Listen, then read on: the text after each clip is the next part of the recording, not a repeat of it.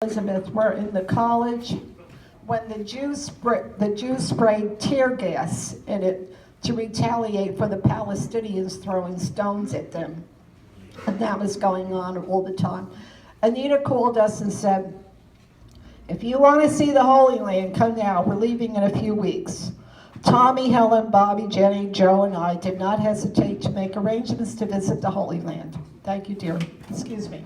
Yeah, don't worry.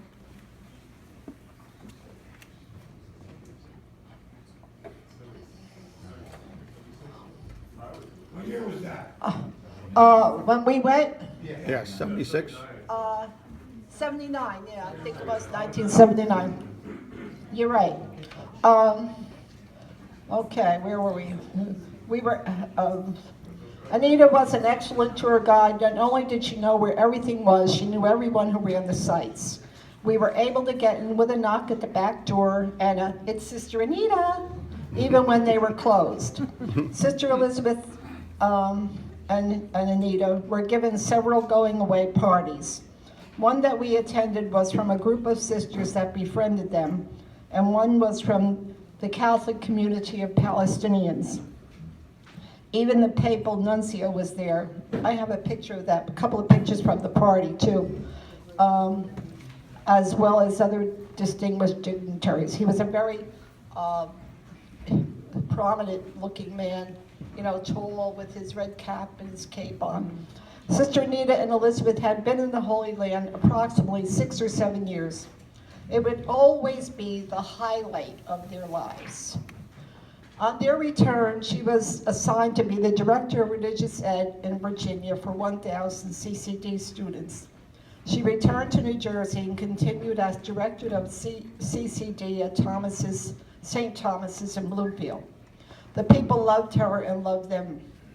When Sister Anita celebrated her 50th Jubilee in 1999, she received congratulatory letters from Christine Todd Whitman, Governor of New Jersey, and a resolution from the President and Secretary of the New Jersey Senate.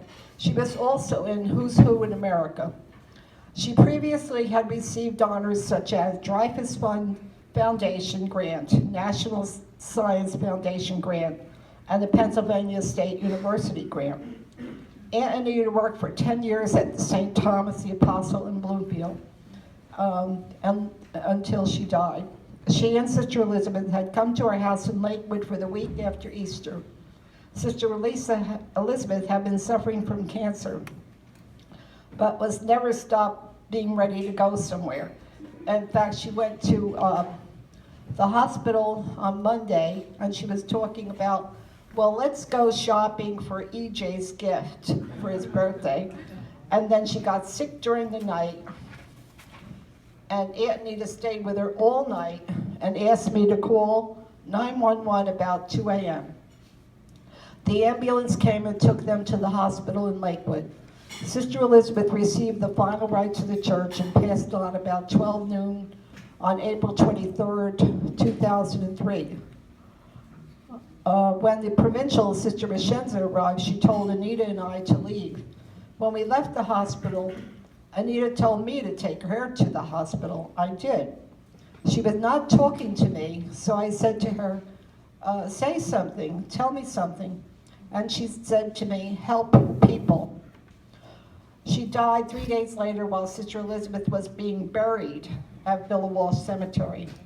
I'm sure the choirs of angels were singing when they arrived in heaven where they belonged.